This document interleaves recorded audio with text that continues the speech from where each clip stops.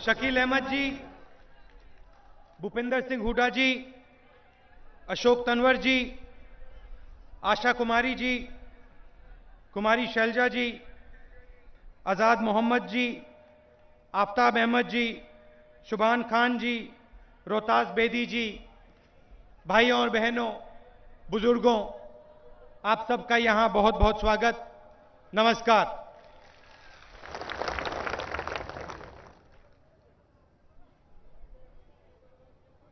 हमें हरियाणा की तरक्की पर गर्व है। हमें इस प्रदेश के किसानों पर गर्व है। इस प्रदेश के जो फौजी जवान हैं, जो बॉर्डर पे खड़े रहते हैं, उन पर गर्व है। और इस प्रदेश के पहलवानों पर, जो कॉमनवेल्थ गेम्स में, ओलंपिक गेम्स में हिंदुस्तान का नाम रोशन करते हैं, उन पर गर्व है। नया नारा बनना चाहिए, हरियाणा के लिए नया नारा बनना चाहिए, जय जवान, जय किसान, जय पहलवान।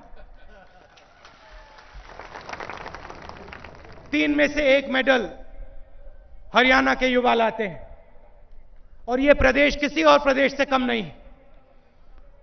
जीडीपी में, पर कैपिटा इनकम में आप पहले नंबर पे हो। सबसे ज्यादा दूध हरियाणा में बनता है, तो आप किसी से कम नहीं हो। और जो प्रगति यहां पिछले 10 सालों में हुई है, हरियाणा में हुई, वो बाकी प्रदेशों में नहीं हुई। मगर हमारी सोच में और बीजेपी के लोगों की सोच में एक फर्क है। उनके नेता कहते हैं कि पिछले 60 साल से हिंदुस्तान में कुछ नहीं हुआ। जैसे अभी हुड्डा जी ने कहा, उन्होंने नारा दिया अच्छे दिन आएंगे, और आपने देखा उन्होंने क्या किया। वो कहते हैं कि 60 साल से कुछ नहीं हुआ। हम कहते हैं कि इस देश के किसान ने, गरीब मजदूर ने, इस देश के युवाओं ने 60 साल में यहां तक पहुंचाया है। दुनिया में पहले हिंदुस्तान के बारे में कोई नहीं कुछ कहता था। आज पूरी दुनिया में हिंदुस्तान को पहचाना जाता है, जाना जाता है। हिंदुस्तान की टेक्नोलॉजी को माना जाता है, हिंदुस्तान के युवा को माना जाता है। आजकल अगर आप अमेरिका में जाएं, बॉलीवुड के गाने बजते हैं। पहले मजाक उड़ता था। यह किसने किया? यह किसी एक व्यक्ति ने नहीं किया, यह सरकार ने नहीं किया, यह आप लोगों ने अपना खून देकर, अपना पसीना देकर किया है। अगर हिंदुस्तान आगे बढ़ा है, हरियाणा आगे बढ़ा है, तो आप लोगों ने किया है ये। और हम जानते हैं कि ये जो विकास का काम है, विकास की जो लड़ाई है, इसमें सबसे ज्यादा मुश्किल आपको सहनी पड़ती। रोज किसान लड़ता है देश के लिए।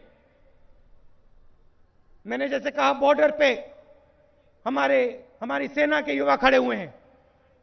वो अपना खून देते हैं। छोटे छोटे उद्योगपति अपना समय देते हैं, पूरी जिंदगी बिता देते हैं हिंदुस्तान को आगे बढ़ाने के लिए। और 60 साल से ये काम हो रहा है। और फिर एक नेता आता है और कहता है, भाई हिंदुस्तान में पिछले 60 साल से कुछ नहीं हुआ, मैं करूंगा।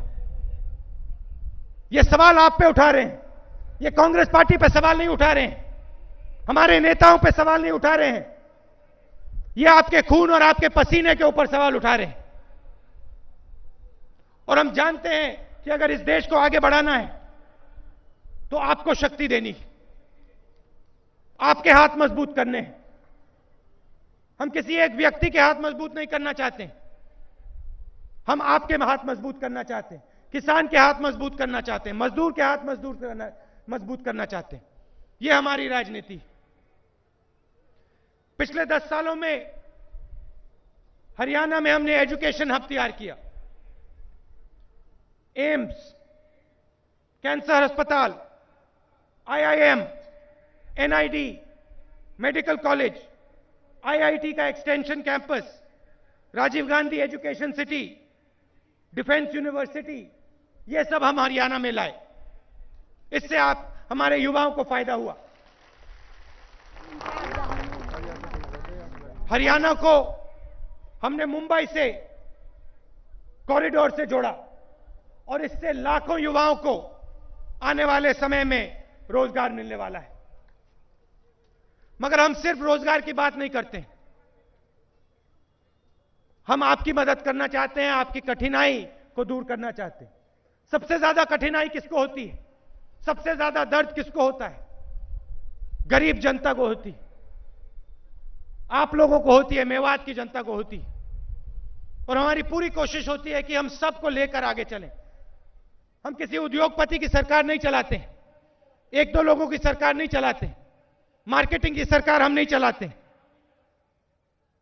सबसे ज्यादा गन्ने का दाम 310 रुपए हरियाणा में हम किसान को देते हैं। भट्टा परसौल में, न्यामगिरी में हम आपकी लड़ाई लड़े, किसान की लड़ाई लड़े, नया कानून लाए, जमीनी अधिकरण का कानून। पहले क्या होता था, उद्योगपति आते थे, 2 मिनट में उठा के ले जाते थे आपकी जमीन, और आप सवाल नहीं पूछ सकते थे, आप कुछ कह नहीं सकते थे, चू नहीं बोल सकते थे। हमने हरियाणा में कानून बदला और पूरे हिंदुस्तान में कानून बदला, और आज हरियाणा में 4 गुना, मार्केट रेट से 4 गुना ज्यादा किसान को अपनी जमीन का पैसा मिलता है। गरीबों के लिए 3,80,000 लोगों को घर बनाने के लिए हमने 100 गज का प्लॉट दिया, और मुफ्त में हम 600 दवाइयां आपको देते हैं। अस्पताल में आपका मुफ्त में इलाज कराते हैं। अमीर लोगों को बहुत आसानी से उनका आसानी से इलाज हो जाता है। अस्पताल में जाते हैं, जेब से बटुआ निकालते हैं और इलाज हो जाता है, ऑपरेशन हो जाता है, दवाई मिल जाती है। हम ये सुविधा आपको भी देना चाहते हैं, इसलिए हम मुफ्त में आपको दवाई देते हैं और अस्पताल के दरवाजे आपके लिए खोलते हैं। विपक्ष के नेता कहते हैं, विपक्ष के लोग कहते हैं कि भाई हमने बहुत काम किया। आपको याद होगा जब यहां इनकी सरकार हुआ करती थी, गठबंधन की सरकार थी, अत्याचार हो रहा था, एक्सटॉर्शन हो रहा था, किसानों पे गोली चल रही थी, और जैसे अभी हुड्डा जी ने कहा, नौकरियां बिकती थी। टीचर बनना था तो पैसा देकर बनते थे। ऐसी सरकार वो चलाते हैं, हम ऐसी सरकार नहीं चलाते। हम आप लोगों की, गरीब लोगों की सरकार चलाते हैं, और सबको हम ले जाकर एक साथ आगे ले जाते हैं।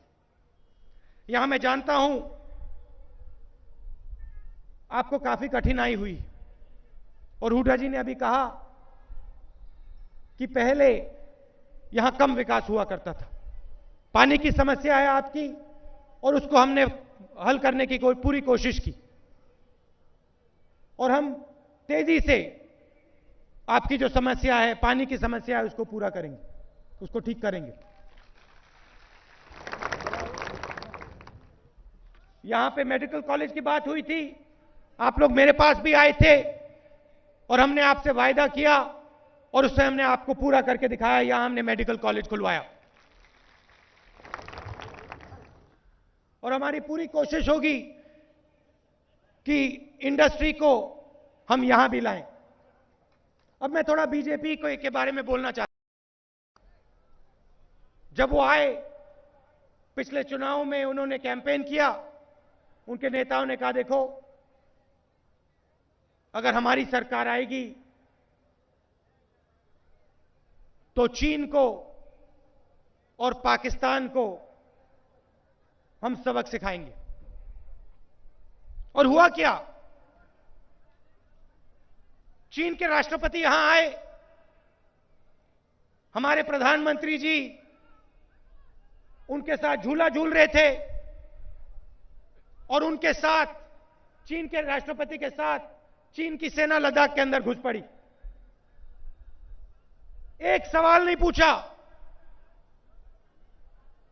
विजिट थी, ऑफिशियल विजिट थी, वो चलती गई। चीन की सेना हमारे देश के अंदर, एक सवाल नहीं पूछा।